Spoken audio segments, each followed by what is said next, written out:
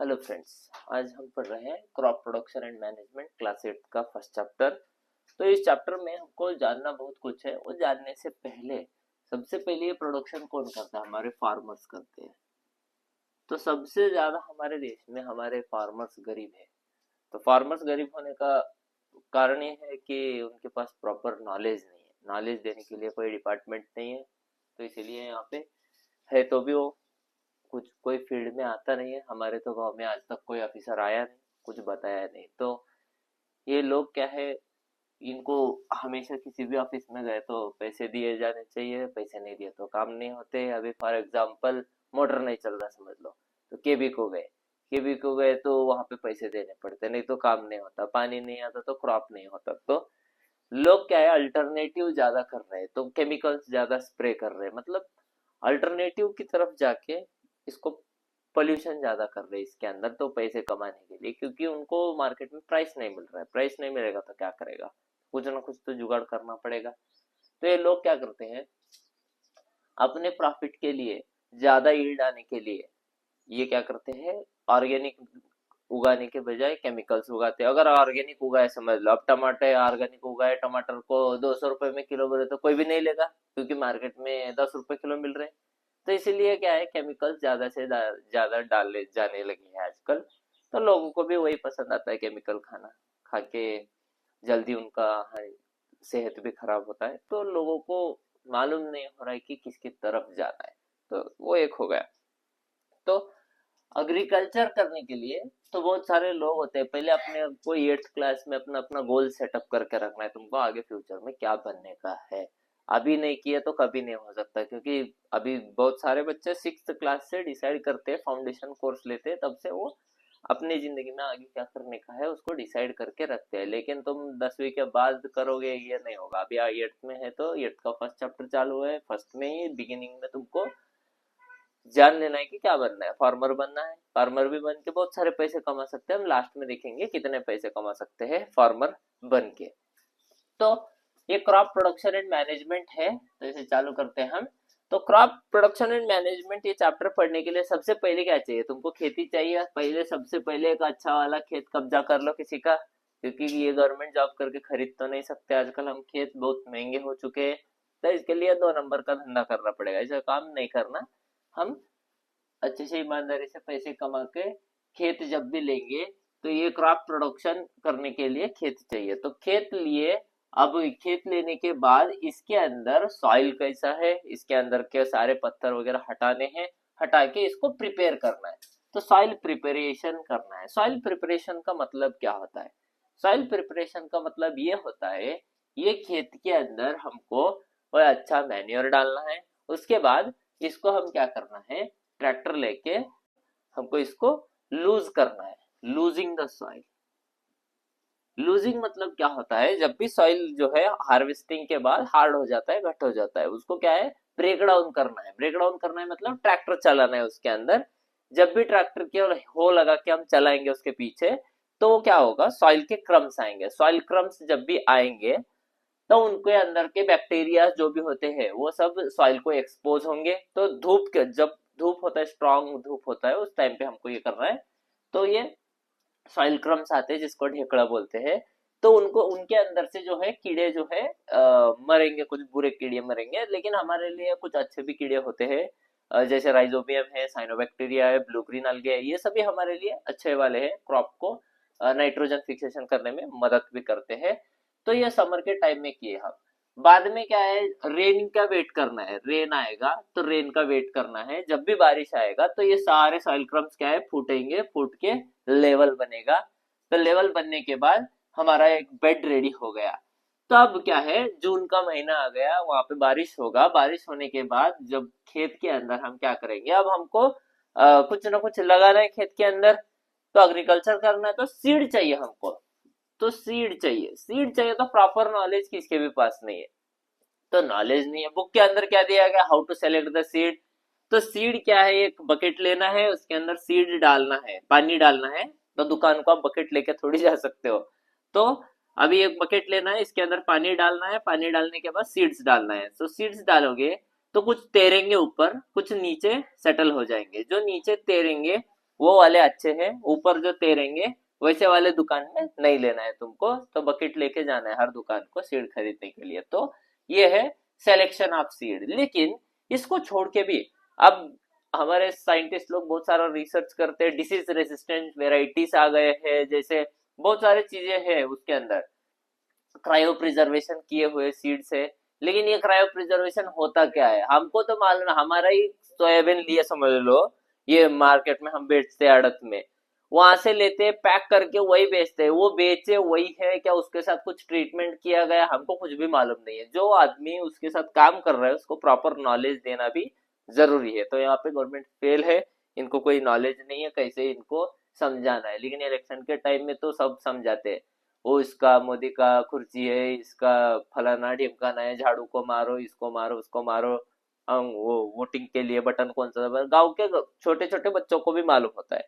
लेकिन ये सारी इंपॉर्टेंट चीज किसको भी मालूम नहीं है, क्योंकि मालूम गवर्नमेंट कराना नहीं चाहती। क्योंकि अगर एक बार फार्मर आगे बढ़ गया तो ये सारे लोग गरीब हो जाएंगे, क्योंकि एग्रीकल्चर ही सब कुछ है। अगर खाना खाने के लिए हमको क्या चाहिए, क्रॉप ही तो चाहिए। क्रॉप नहीं, कितने भी करोड़ों रुपए रहे तो क्या करोगे, लैम्बोर्गिनी खाओगे क्या, तो ऐसा खाने को नहीं आता।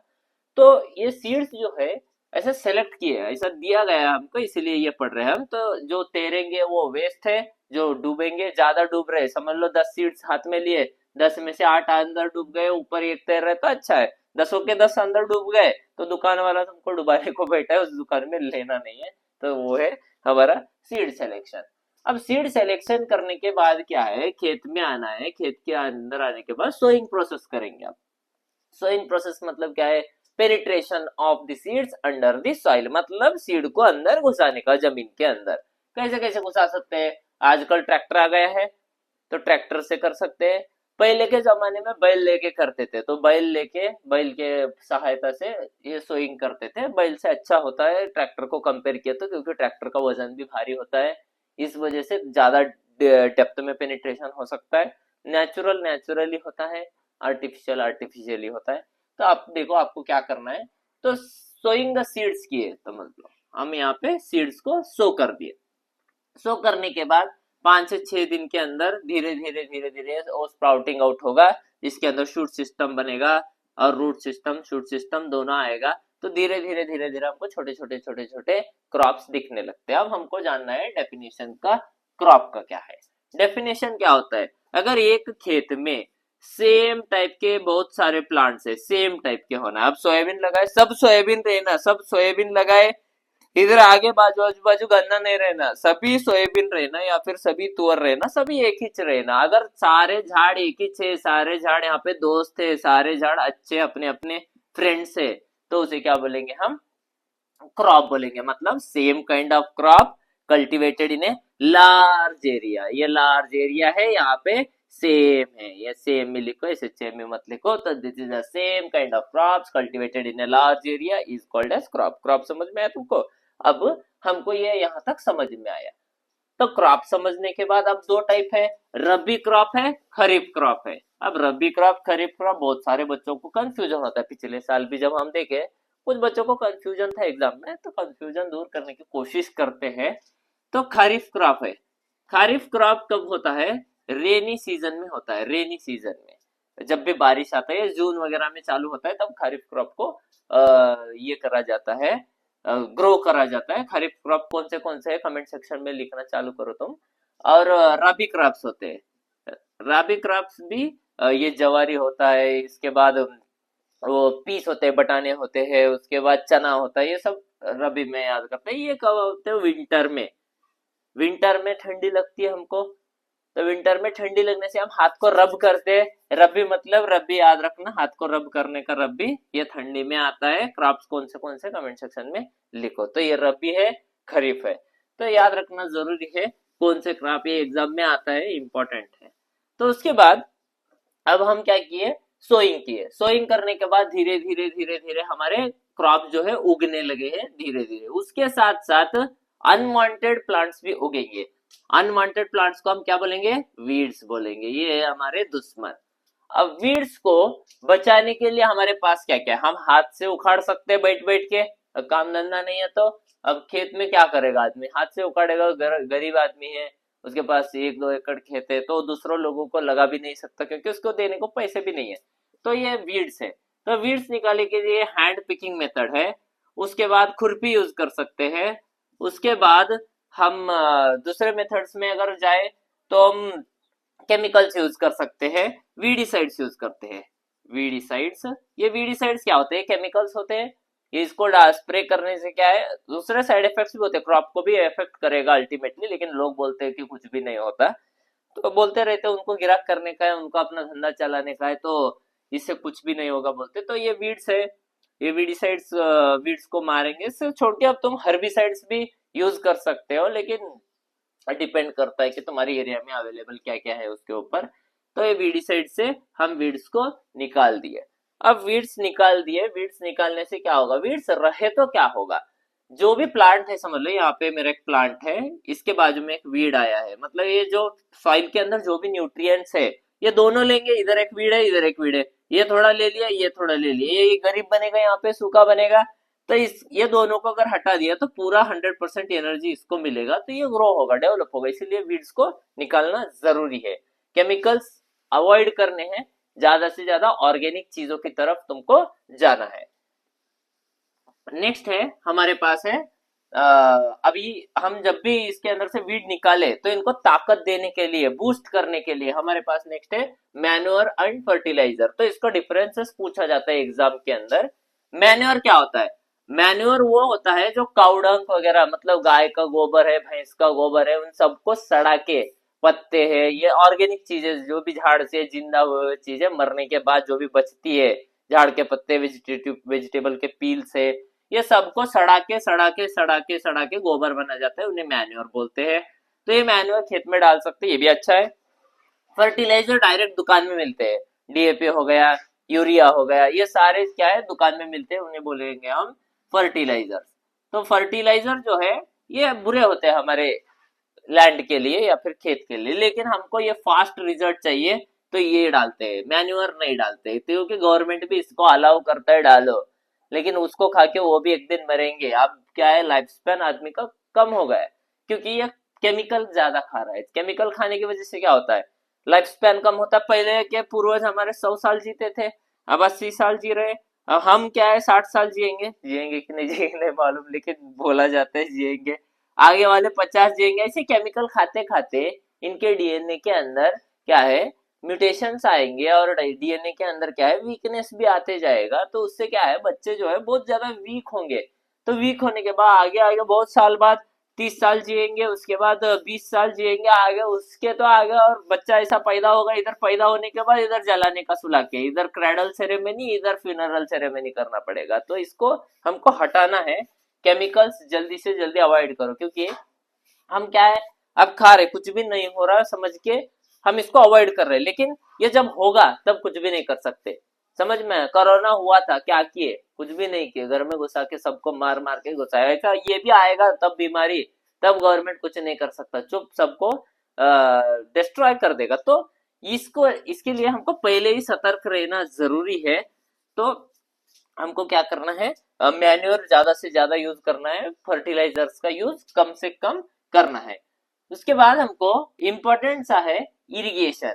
इरिगेशन मतलब क्या है, पानी देने का, खेत में पानी देने का है। पानी कैसे देंगे? पानी देने के लिए हमारे पास है मॉडर्न मेथड्स, ट्रेडिशनल मेथड्स। पहले के जमाने में क्या था, कुएं रहते थे, कुएं से देते थे पानी, बैल के मदद से, चैन के मदद से, राहत, मोट, ढेकी, चैन पंप, ऐसे अलग अलग मेथड से पानी देते थे। लेकिन आजकल के मेथड में क्या है, आजकल बहुत ज्यादा अमीर हो गए लोग, तो लोगों के पास क्या है, पैसे भी आ गए हैं। मतलब हमारे हिंदुस्तान में उतने अमीर अभी फार्मर्स नहीं है, कुछ है लेकिन सभी नहीं है। तो पानी देने के लिए हमारे पास है ड्रिप सिस्टम है, उसके बाद है हमारे पास स्प्रिंकलर सिस्टम है, उसके बाद हम डायरेक्ट तो पाइप से भी पानी दे सकते हैं, उसके बाद रेन पाइप है। अब दुबई के अंदर आर्टिफिशियल रेन कराते हैं, वो अमीर लोग हैं, वो अमीर लोगों के चोचले हैं। तो दुबई के अंदर आर्टिफिशियल रेन जब भी कराते हैं सिल्वर आयोडाइड बादलों के ऊपर डाल के, तो उससे बारिश तो आएगा, लेकिन उसको कंट्रोल नहीं कर सकते, रोक नहीं सकते सडनली जब चाहे तब। तो उससे साइड इफेक्ट ज्यादा है, बाढ़ आ सकता है, बाढ़ आके पूरा बह के जा सकता है, उसको छोड़ दो। ड्रिप सिस्टम में अगर तुम्हारे बोरवेल में पानी कम है, फिर भी ड्रिप सिस्टम करके ये क्या ड्रिप सिस्टम मतलब क्या रहता है, काले पाइप होते हैं छोटे छोटे, उनके अंदर छेद होते हैं, जहाँ पे क्रॉप है वहां पे छेद होता है, यहाँ पे समझ लो क्रॉप्स है, वहां पे एक एक छेद होता है, वो वहां पे ड्रॉप बाय ड्रॉप पानी गिरता है, इसे ड्रिप इरिगेशन बोलते हैं। स्प्रिंकलर इरिगेशन मतलब एक पाइप होता है लंबा, इसके ऊपर एक नोजल होता है, घूमता है धीरे धीरे, वो 10 से 20 फीट तक कवर करता है, मतलब बड़े भी आ गए, 1 एकड़ को कवर करने वाले बड़े स्प्रिंकलर्स भी है, छोटे स्प्रिंकलर्स भी है, डिपेंड करता है तुम्हारे पास कौन सा चाहिए, उसको ले सकते हो, तो उसको लेके तुम इरिगेशन कर सकते हो। इरिगेशन मतलब supply of water to the crops is called irrigation, मतलब पानी देना। तो पानी कैसे दो, रेन पाइप मतलब एक पाइप होता है उसके ऊपर छेद होते हैं, ये बल्कि बारिश की तरह आने लगता है, तो ये बारिश की तरह आता है, इसे बोलते हैं रेन पाइप। तो ऐसे करके तुम बारिश इसको पानी दे सकते हो। तो ये हो गया हमारा इरिगेशन।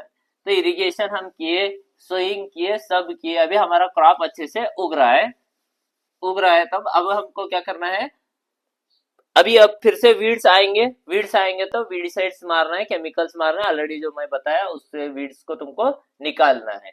उसके बाद जब तक क्या है सूखेंगे, अब सूखेंगे और हार्वेस्ट करने का बताया गया है, लेकिन हार्वेस्टिंग से भी पहले अब फ्लावरिंग होने लगता है।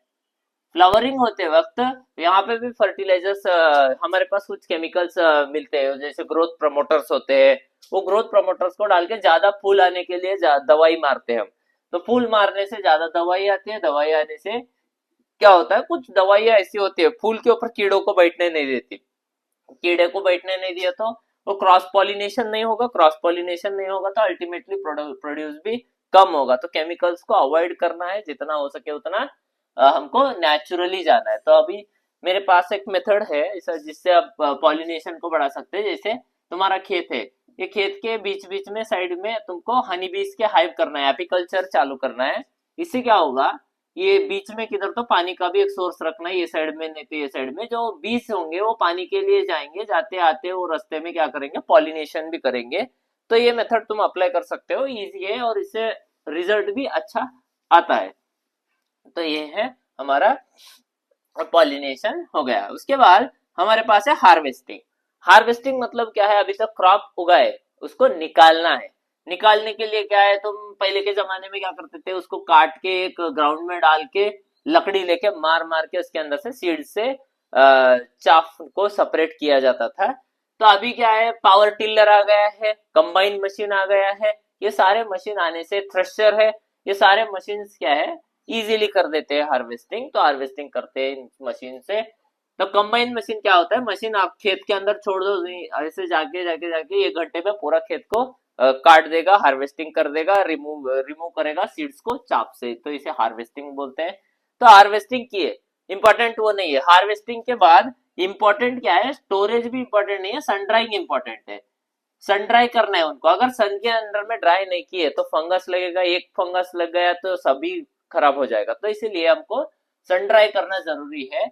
सन ड्राइंग करने के बाद इनको स्टोरेज करना है। अब स्टोरेज कहाँ पे करोगे, तो स्टोरेज करने के लिए आप समझ लो गरीब आदमी है, उसके पास जगह नहीं रहता, जगह नहीं है तो उसके गवर्नमेंट ने गोदाम बना के रखे हैं, गवर्नमेंट के गोडाउन होते हैं, लेकिन वहां पे रखने के लिए ब्राइब मांगा जाता है, फिर से पैसे देने पड़ते हैं, इसलिए ये गरीब आदमी वहां पे नहीं जाता, अपने 10 बोरी रखने के लिए घर में एडजस्ट करेगा, लेकिन उसको चूहों का डर रहता है, बहुत सारी चीजों का डर रहता है।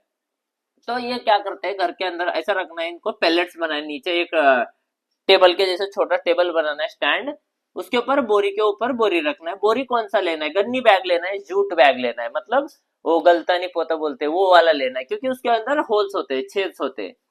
तो गन्नी बैग के अंदर छेद होने की वजह से एयर वेंटिलेट करेगा, अच्छे से हवा लगते रहेगा, तो अंदर अगर मॉइस्चर भी है तो ड्राई होगा, तो अच्छा वाला बोरी वो रहेगा गन्नी बैग वाला।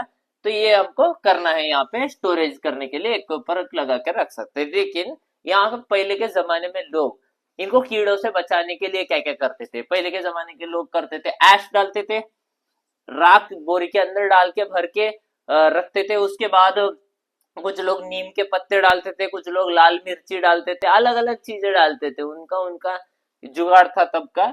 लेकिन आज क्या करते हैं, बोरिक एसिड डालते हैं, सभी सभी को क्या चाहिए, बोरिक पाउडर चाहिए, बोरिक एसिड होता है, एसिड में एसिड लिखा हुआ है फिर भी एसिड डालते हैं, मतलब लोगों को अच्छा लगता है, बहुत ज्यादा दिन तक दिखता है, मर गए तो मर गए जल्दी, लेकिन क्या चाहिए, बोरिक एसिड चाहिए। तो ये है हमारे स्टोरेज। तो स्टोरेज की है, तो स्टोरेज कहाँ पे कर सकते हैं? स्टोरेज ज्यादातर लोग नहीं करते, स्टोर करके नहीं रख सकते क्योंकि पैसे की कमी की वजह से मार्केटिंग करना पड़ता है धीरे जल्दी से। तो मार्केट करेंगे, मार्केट वाले क्या करते हैं, वो स्टोर करके रखते हैं अपने गोडाउन में। नहीं तो ऐसे बड़े बड़े आयरन के टावर्स होते हैं, उनके अंदर डालते हैं, इन्हें साइलोसिस बोलते हैं। तो साइलोसिस के अंदर स्टोर करके रखते हैं, तो इसके अंदर ज्यादा दिन तक ये प्रोटेक्टेड रहेगा। तो ये हो गया हमारा क्रॉप प्रोडक्शन और इसका मैनेजमेंट। तो सबसे ज्यादा प्रॉब्लम है फार्मर्स को, क्योंकि उनको प्रॉपर नॉलेज किसी भी चीज का नहीं दिया जाता। क्योंकि हम भी अब जाके सबको थोड़ी बता सकते हैं, लेकिन गवर्नमेंट को क्या है, उसके ऑफिसर्स को अपॉइंट करना है और गाँव गाँव को भेज के ये क्रॉप करो, मनी क्रॉप्स क्या होते हैं, उसके बाद ये मेडिसिनल क्रॉप्स कौन से होते हैं, उनके बारे में प्रॉपर नॉलेज किसी को भी नहीं है अभी गाँव में। क्योंकि मैं गाँव में रहता हूँ तो देखता हूँ सभी वही सोयाबीन उगाते एक साथ, सभी वही तुअर उगाते हैं एक साथ, जो उगाए वही उगाते हैं, और उसको मार्केट में ज्यादा प्रोडक्टिविटी रही तो भाव कम रहेगा। तो गवर्नमेंट को क्या करना है, कम से कम क्रॉप देना है, डिमांड बढ़ाना है। गवर्नमेंट अगर नहीं मिल रहा है तो भाव बढ़ाएगा वो अपने आप। तो तुमको प्रोडक्शन ज्यादा नहीं करना है, तुम प्रोडक्शन कम करो तो अमीर बनोगे, नहीं तो ऐसे ही गरीब रहोगे। इसको छोड़ के और अल्टरनेटिव खेती के साथ साथ पैसे कमाने के लिए तुम्हारे पास क्या क्या है, तो उसके लिए हम एनिमल हस्बेंड्री की तरफ जा सकते हैं। एनिमल हस्बेंड्री के अंदर हम डेयरी कर सकते हैं। डेयरी के अंदर हम गाय लेते हैं, भैंस लेते हैं। गाय का दूध 30 रुपए लीटर है, भैंस का दूध 50-60 रुपए लीटर है। तुम्हारी एरिया के अकॉर्डिंग उसका रेट अलग अलग है, तो दूध बेच सकते हो। तो दूध बेच के हम पैसे कमा सकते हैं, तो मिल्क प्रोडक्शन कर सकते हैं हम यहाँ पे, जिसे व्हाइट रेवोल्यूशन बोलेंगे। तो ये मिल्क प्रोडक्शन करके भी हम पैसे कमा सकते हैं। गाय गाय अगर है तुम्हारे पास तो बहुत फायदे है तुमको। तो पुराने जमाने में वो आयुर्वेदा में बोला जाता है गाय रहने से डिसीजेस कम आएंगे, आएंगे तो अच्छी बात है, तो फ्री में मिल रहा है। उसके बाद उसका गोबर होता है, तो गोबर से तुम उपले बना सकते हो, उपले बना के तुम ऑनलाइन पे बिक रहे अमेजोन में वगैरह, उपले बेच सकते हो, दूध बेच सकते हो, दूध के प्रोडक्ट्स बना सकते हो, बहुत सारा प्रॉफिट है इसके अंदर। तो ये एक हो गया गाय का। उसके बाद गाय का बछड़ा भी बेच सकते हो, गाय मरने के बाद उसका चमड़ी बेचते हैं लोग, गाय बेचने के बाद हड्डी बेचते हैं। तो ये सारे चीजें होती है गाय से। मेरे को ये याद आया, ये गवर्नमेंट क्या है, गाय को मारने के लिए मना कर रही है, लेकिन गाय को ऐसे मत मारो मत बेचो बोले तो फार्मर जो है उसके लिए रेडी नहीं है। फार्मर को क्या है, उसका अल्टरनेटिव देना जरूरी है। क्योंकि गवर्नमेंट बोलता है वो कोई गाड़ी में लेके जा रहा है उसको पकड़ के मारे, उसको मारने से क्या होता है, क्योंकि फार्मर खुद जाके मार्केट में बेच रहा है ना, ये जबरदस्ती थोड़ी दे रहे वो।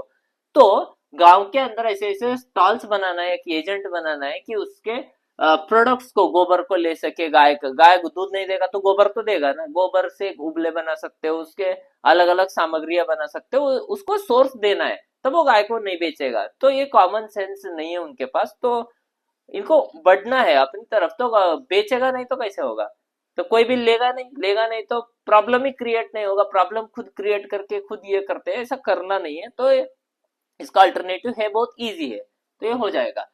तो ये है गाय के बारे में, क्रॉप प्रोडक्शन। उसके बाद गोट फार्मिंग हो गया।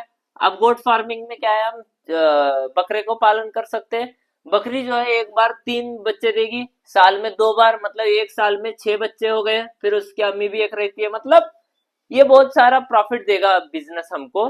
तो ये 1 से 3 आ गए, मतलब बहुत सारा डबल ट्रिपल हो रहा है ये बिजनेस में। हम बहुत सारा ये कर सकते हैं उसको छोड़ के, और तुमको अल्टरनेटिव करना है इसके अंदर, तो मटन को बेच सकते हो तुम।